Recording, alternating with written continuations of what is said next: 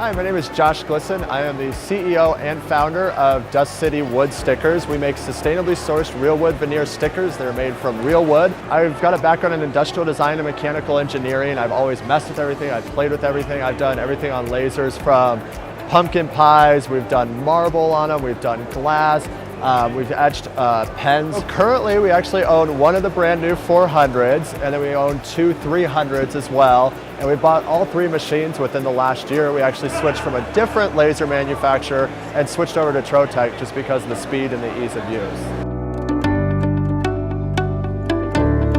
We were actually really surprised at how easy the transition was. We've got 28 staff members currently, so you're not just training one person to use a laser, you're training a whole bunch of different people to use a laser. And we actually found that because we're making one single product, we're not making a ton of different products, the transition was super easy because we were able to save favorites in there. And by saving the favorites, any of my staff members, I could probably have them trained up in under 20 minutes on how to print and use a machine. I've been using lasers for probably 12, 13 years now. I've used everything from a $500 cheap Chinese machines all the way up through every American-made machine. I've used Trotecs as well, and Trotec really does just stand out above the rest.